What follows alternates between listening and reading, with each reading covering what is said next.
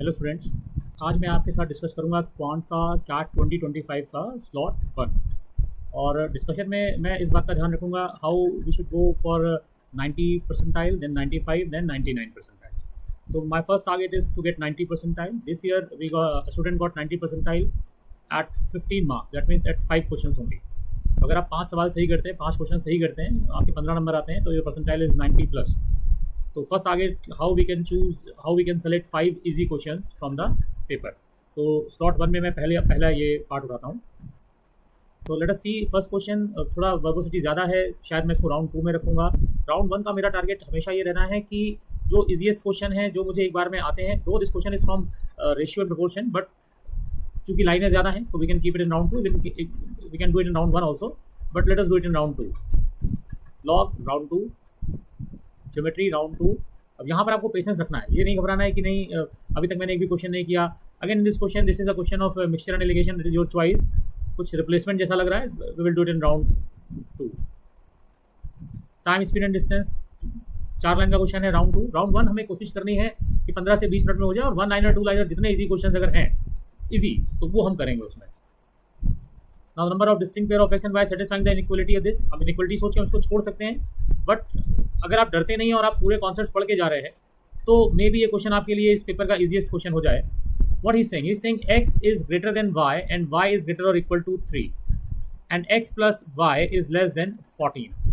तो from this information we can say that let y is equal to 3 and चूंकि x is greater than 4, so x must be greater than 3 and x must be less than 14 minus 3, that means x must be less than 11. So value of x in this case will be 4, 5, 6, 7, 8, 9 and 10.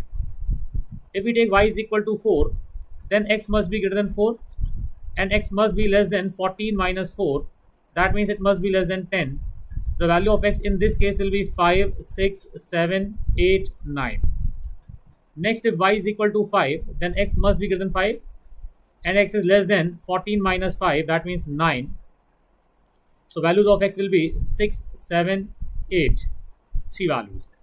And if y is equal to 6, then x must be greater than 6 and x should be less than 14 minus 6, that means x should be less than 8. So value of x must be only 7. So total number of values will be 7 plus 5 plus 3 plus 1. That means 16 and this is the correct answer. So this was easy, but that depends on your choice. अगर आप ये नहीं करते हैं तो आप पीछे ratio का क्वेश्चन कर सकते थे या मिक्सचर का कर सकते थे। तो my first target is to do 5 to 6 question first. तो answer is 16। Next one, again may be आपको ये लैंग्वेज समझना है, ग्रेटेस्ट इंटीजर फंक्शन आपको ना समझ आता हो। I am talking about the first phase, जिसमें हमारा टारगेट है any how to get 15 to 18 marks. This is simple percentage question, आपकी चॉइस आप यहीं पे कर सकते हैं। Kamla divided her investment of rupees 1 lakh between stocks, bonds and gold. Her investment in bonds was 25% of her investment in gold. तो अगर gold में उसका इन्वेस्टमेंट x है तो बॉन्ड में उसका इन्वेस्टमेंट 0.25x या x/4 हो जाएगा। With annual returns of 10%, 6% and 8% on stock, bonds and gold. So let investment in stock is y. Respectively, she gained a total amount of 8200. Total investment में उसका जो टोटल इंटरेस्ट बना वो बना 8200 in 1 year. The amount in rupees that she gained from the bonds was. तो हमसे पूछ रहा है कि बॉन्ड्स में उसका अमाउंट शी गेन, मतलब जो प्रॉफिट हुआ उसका बॉन्ड में, that means the question is कि we need 0.25 into x into 6/100. So we need the value of this. Ultimately, we have to find out the value of x. Now it is very clear. We have two equations, that y plus 1.25x, that is equal to 1 lakh. This is my investment. We should multiply it by 4, so it will be 4y plus 5x is equal to 4 lakhs. And second equation, 10% of y plus 6% of 0.25x plus 8% of x is equal to 8200. This will give me 10y plus 1.5x plus 8x is equal to 8,20,000. Try to keep calculation as simple as possible. It will be 10y plus 9.5y is equal to 8,20,000, or we can say 20y plus 19x, sorry, this is x, is equal to 16,40,000. And if we multiply by 5 in this equation, this will be 20y plus 25x is 20 lakh.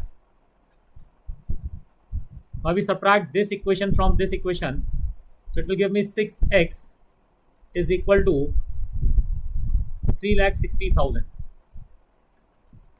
So x is equal to 60,000.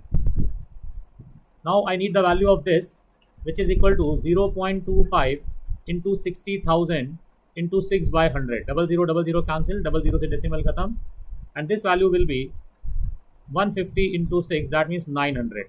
So my answer is 900. Again, this question is quite lengthy but very simple. मतलब difficult question तो मैं तब कहूँगा किसी question को जब सोचना मुश्किल हो, बट इस क्वेश्चन में ऐसा सोचना कोई डिफिकल्ट नहीं है. क्वेश्चन करने में इजी है, क्या करना है ये क्लियर है, क्वेश्चन में इजीली क्लियर है. करने में जरूर क्या इक्वेशंस बनाना और उनको सेटल करना, लेकिन simultaneous equation is important chapter in CAT, तो इस पर आपको काम करना चाहिए. सो 2 क्वेश्चन हमने कर लिए हैं इजी टाइम में.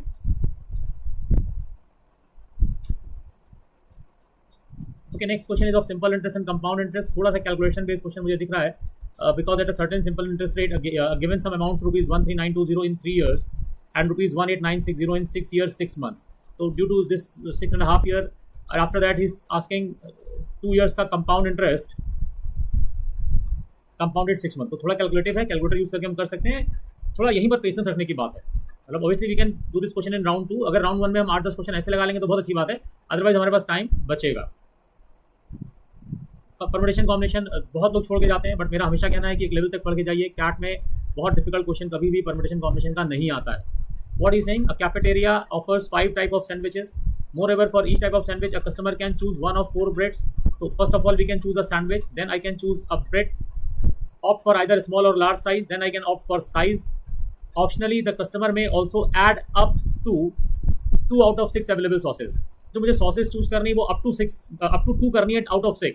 I can choose 0 out of 6. I can choose 1 out of 6, or I can choose 2 out of 6. So value of 6C0 is 1, 6C1 is 6, and 6C2 will be 15. So total value will be 22. So for sauces, I have 22 choices. Now my answer will be 40 into 22, which is equal to 880. So this is my answer. So this was also a simple question. So we solved 3 questions till now. और इस तरह के questions आपका time manage करते हैं. Time manage करने का मतलब ये है कि अगर मैं बीच बीच में 1-2 क्वेश्चन 1-1.5 मिनट में कर ले रहा हूँ, तो अगर किसी क्वेश्चन में मैं 3 से 4 मिनट भी ले रहा हूँ तो भी चलेगा. वर्क एंड टाइम का क्वेश्चन है, सिंपल क्वेश्चन हो सकता है. वेजेस का कॉन्सेप्ट दिख रहा है क्योंकि रुपए की बात कर रहा है. और लेकिन एक बात और मुझे दिख रही है कि लिखा minimum possible amount, it means may be some cases are there. तो मुझे लगता है कि ऐसा कोई भी क्वेश्चन जहाँ केसेस बनाने पड़ रहे हैं आपको, या लगता है केसेस बनाने पड़ेंगे, try to do it in round 2. The number of non-negative integer values of k for which the quadratic equation x square minus 5x plus k equal to 0 has only integer root. We know that alpha plus beta is equal to sum of root, which is 5 minus b by a, and alpha into beta is equal to k. So if roots are integer, the number of non-negative integer value of k, so k is 0 or positive, it means root must be either both negative, both positive. But due to sum of the roots is positive, it means roots are positive. So now alpha plus beta is 5. Then it may be either 0, 5, it may be either 1, 4, or it may be 2, 3. Only 3 cases are there. So k will be either 0, or it will be 4, or it will be 6. So only 3 values of k are possible. बहुत सारे बच्चे algebra को छोड़ के ये सोच कर जाते हैं कि ये कठिन होगी, या हम अरिथमेटिक में कंफर्ट फील करते हैं. लेकिन अगर अरिथमेटिक थोड़ी सी भी लेंथ दी आ जाती है तो उसी साल का पेपर आप सबको कठिन लगता है, और यही कैट 2026 में भी हुआ. बट अगर आप देखिए तो एल्जेब्रा में ये क्वेश्चन कितना ईजी है. आपको बेसिक रूल पता होना चाहिए, सम ऑफ रूट क्या होता है, प्रोडक्ट ऑफ रूट क्या होता है. You can solve this question easily.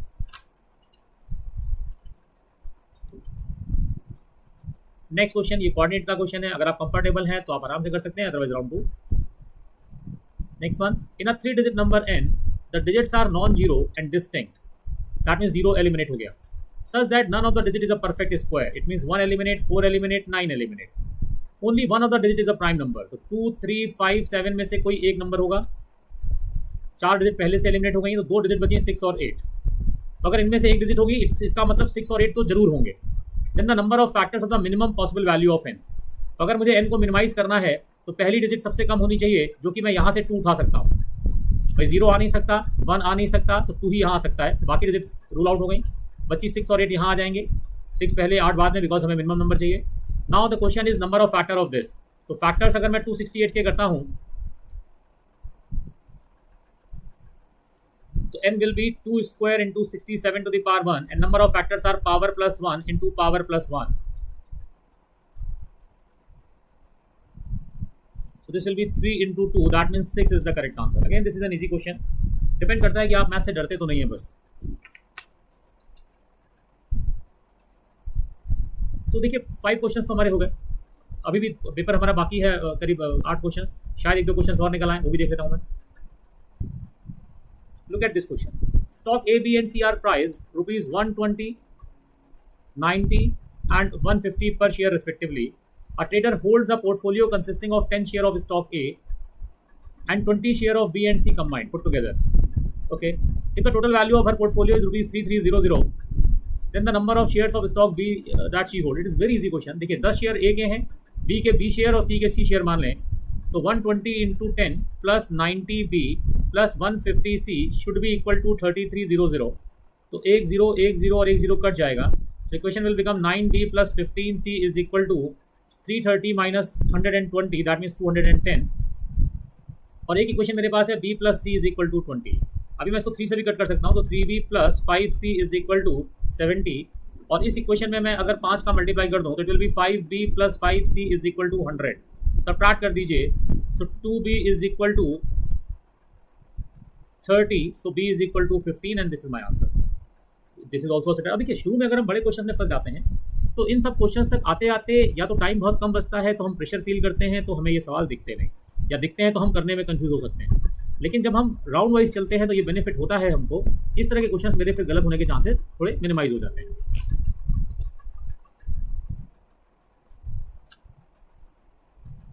This is also easy question, but the requirement for this question is your observation. It is A minus 6B plus 6C is equal to 4 and A plus 6A plus 3B minus 3C is equal to 50. What we can do, if we multiply by 2 in this equation, it will become 12A plus 6B minus 6C is equal to 100 and A minus 6B plus 6C is equal to 4. If we add them, then B and C term will be cancelled. So 13A will become 104, then A will be 8. My requirement is the value of 2A plus 3B minus 3C. 3B minus 3C term I have, but I can find out the value of 3B minus 3C directly. So the value of 3B minus 3C will be 50 minus 6 into 8, that means 2. So now the value of this will be 2 into 8 plus 3 plus 2, sorry. This value is ready-made, we have, so it is 18 and this is answer. Again, this is the easy question.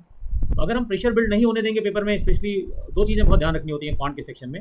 एक तो जो पीछे आपने किया LR में और verbal में, उसका कैरी नहीं करना है, उसका प्रेशर कैरी नहीं करना। दूसरा, क्वांट में शुरुआत में प्रेशर में नहीं आना है, आप आराम से करिए, पूरा पेपर जरूर कोशिश करिए कि आप एक बार 20 मिनट्स 25 मिनट्स तक में आप पूरा पेपर एक बार देख लें और उसमें से 6-7 सवाल लगा लें। अगर आप ये कर लेंगे तो आप ये मान के चलिए कि आपका क्वांट का पेपर बहुत अच्छा होगा।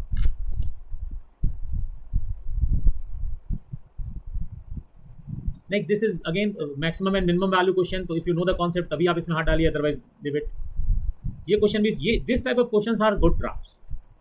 I'm going to discuss this question, but round 1 में अगर आप इसको शुरू में उठा लेंगे, मतलब ये आप फंसेंगे क्योंकि क्वेश्चन छोटा है देखने में, इक्वेशन का भी लगेगा, बट एक वर्ड ऐसा है जो आपको बचा सकता है, that is minimum possible number of students. तो एक रूल बनाइए इस बात का कि भाई अगर हम पहले, मतलब आई am talking about those students जिनका टारगेट पहला है कि वो 8 से 10 क्वेश्चन सही से करके, स्टूडेंट्स हु नो मैथ्स, उनके लिए ये प्रॉब्लम नहीं होती है, वो जानते हैं कि सवाल में क्या करना है, कैसे करना है। जिनको आता है देखिए उनको तो, उनके लिए तो कोई ऐसा दिक्कत नहीं है, बट जिनको बेसिक चीज़ ये कि नहीं, I am very good in English verbal ability, I am good in DLR also, but in quant मैं थोड़ा बाउंड हो जाता हूँ, तो वो उसका मैं आपको एक प्रोसेस बता रहा हूँ कि क्या रूल्स हम बना के उससे बच सकते हैं।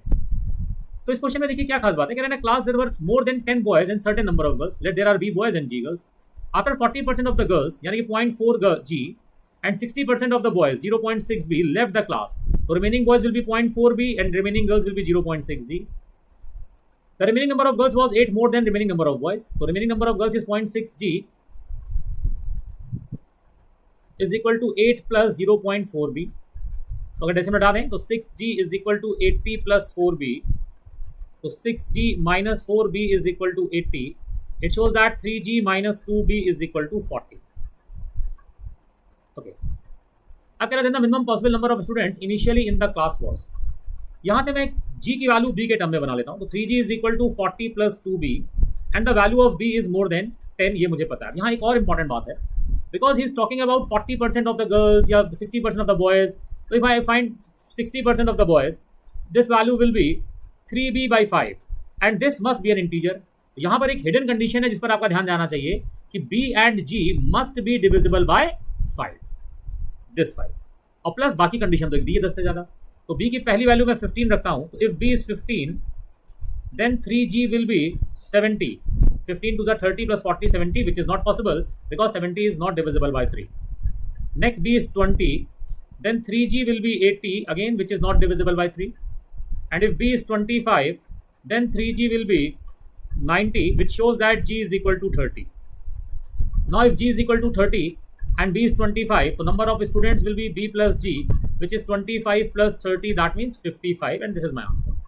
So overall question is good, but मैं फिर कह रहा हूँ राउंड 1 में मुझे बिल्कुल भी लालच नहीं करना चाहिए। Next question,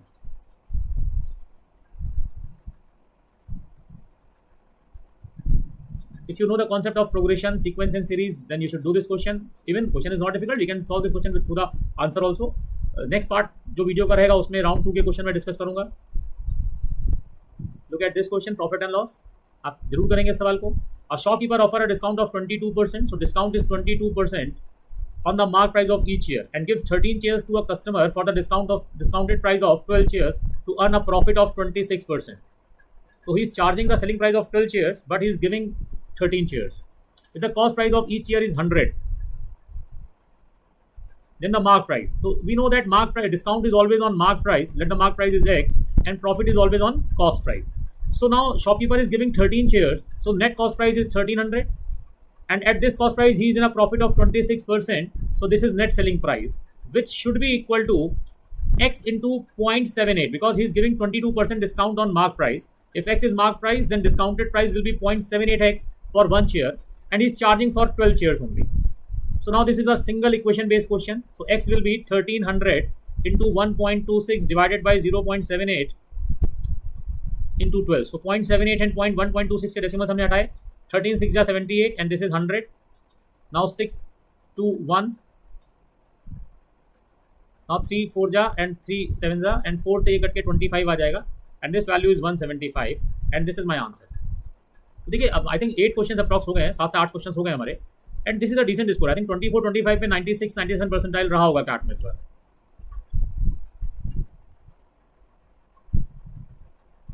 Even this is also a very easy question. If the length of a side of a rhombus is 36 centimeter